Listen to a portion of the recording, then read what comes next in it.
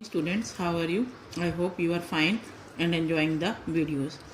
In this video we do the objective of business. क्योंकि previous video में आप लोगों को मैंने 3 एक्टिविटीज़ कराई इकोनॉमिक, जिसमें थी आपकी बिजनेस, प्रोफेशन, एम्प्लॉयमेंट, और मेन हमारा फोकस है बिजनेस के ऊपर। तो जिसमें हम लोगों ने बिजनेस के ऑब्जेक्टिव कि व्हाट आर द ऑब्जेक्टिव्स या टारगेट जिसके लिए ये बिजनेस किया जाता है, तो इसको हम 3 कैटेगरी में बांटेंगे: economic objective, social objective and other objective. ठीक है, तो मेन इसमें तीनों ऑब्जेक्टिव्स हैं, सारे के सारे इसमें कवर हो जाते हैं। तो first is your economic objective.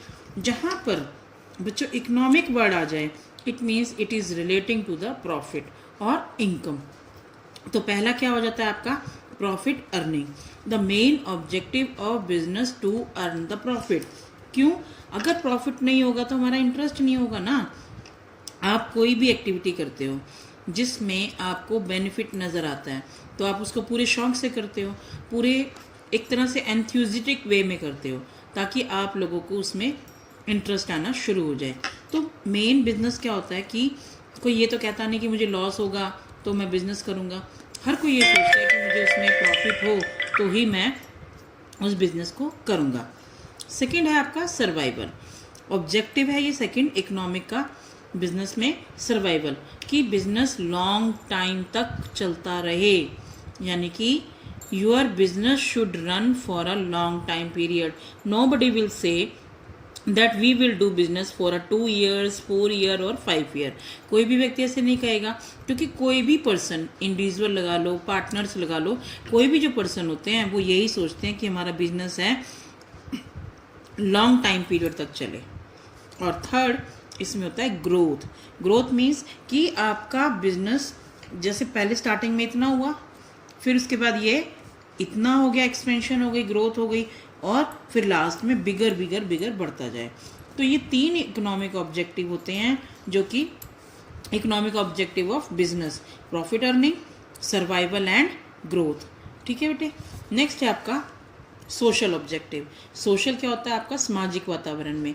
अब आप कहेंगे कि बिजनेस का सोशल समाज से क्या लेना देना है, तो बेटा इसके लिए एक बात सुनो कि जो बिजनेस होता है वो आपका एक सोसाइटी में ही टेक प्लेस करता है। कैसे? कि अगर मान लो अगर आपका कोई बिजनेस है, उसको हम एक जंगल में खोल दें, जंगल में चले जाओगे तो जंगल में आपके कस्टमर कहाँ से आएंगे, आपकी लेबर कहाँ से आएगी, रॉ मटेरियल कहाँ से आएगा? समझ आई कि नहीं आई? तो बिजनेस आपका क्या होता है, एक सोसाइटी का ही पार्ट है। तो इस सोसाइटी में रहते हो तो आपका भी तो कोई जिम्मेवारी बनती है ना। तो बिजनेस की सोसाइटी के प्रति क्या क्या जिम्मेवारी है वो ऑब्जेक्टिव में कन्वर्ट हो जाती है। तो फर्स्ट, बेटर क्वालिटी प्रोडक्ट। तो main objective of business to provide the better quality product to its consumer या टू इट्स सोसाइटी। समझ में आ गई?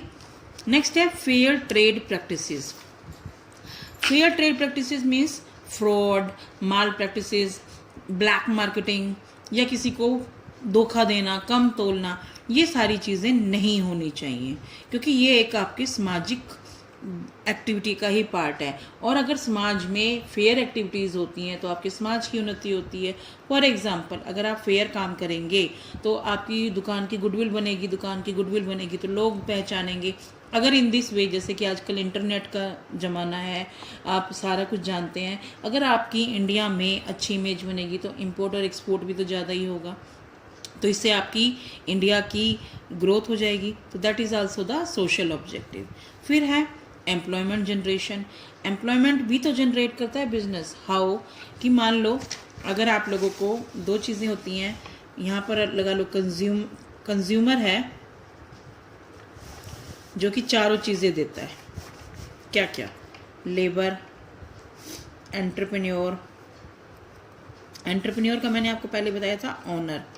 उसके बाद लेबर के बाद आपको लैंड भी वही प्रोवाइड करती हैं, क्योंकि आपका कस्टमर सेक्टर है, और आपको कैपिटल भी यही एक ग्रुप देता है आपको। ठीक है ना, ग्रुप देता है।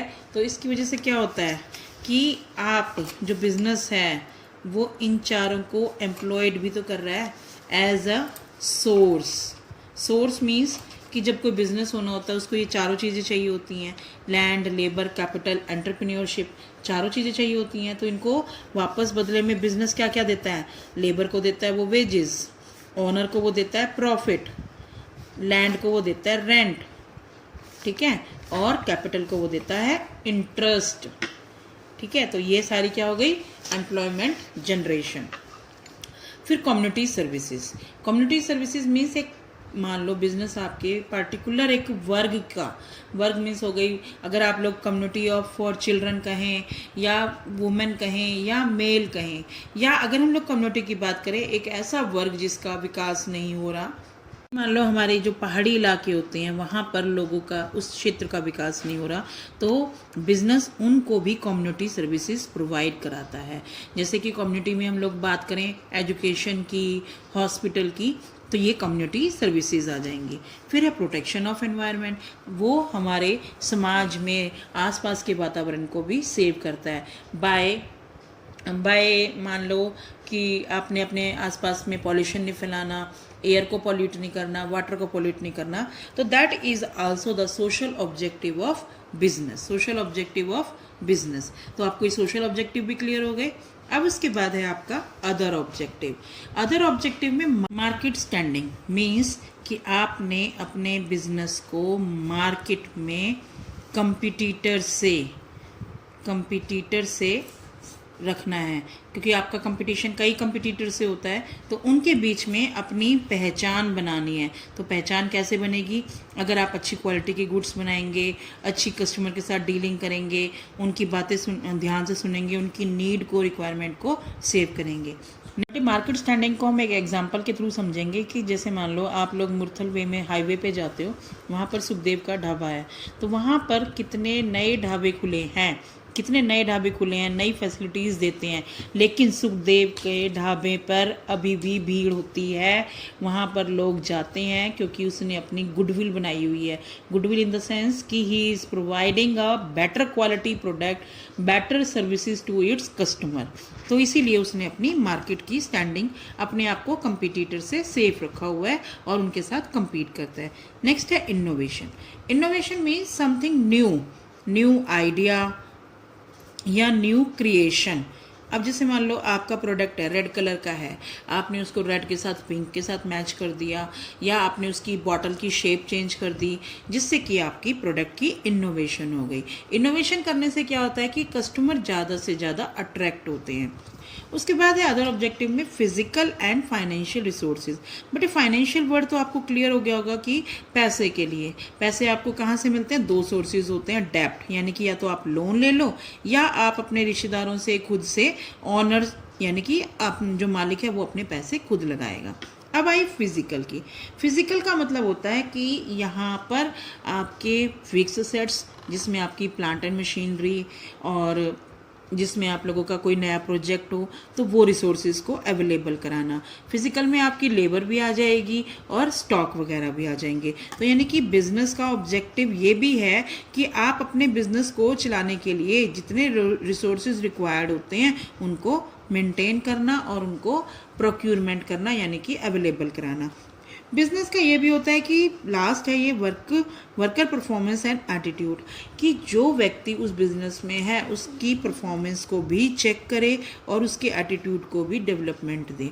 फॉर एग्जांपल, अगर कोई वर्कर है आपके पास, आपके बिजनेस में 8 से 10 साल कर रहा है, तो आप उसकी देखो एफिशिएंसी और इफेक्टिवनेस इंक्रीज होगी, क्योंकि बार बार एक काम करता है तो उसकी स्किल्स डेवलप हो जाती हैं। तो उसको नोट करना, फिर उसको प्रमोशन देना, तो ये सारी चीज़ें भी हमारी बिजनेस की हो जाती हैं। क्यों ज़रूरी हो जाती हैं? क्योंकि एक व्यक्ति जो अपनी लाइफ का सबसे इम्पॉर्टेंट टाइम पीरियड आपको दे रहा है, किसी ऑर्गेनाइजेशन को दे रहा है, तो एक ऑर्गेनाइजेशन की भी रिक्वायर्ड हो जाता है, कंपल्सरी हो जाता है कि वो उसकी डेवलप और ग्रोथ के बारे में सोचें।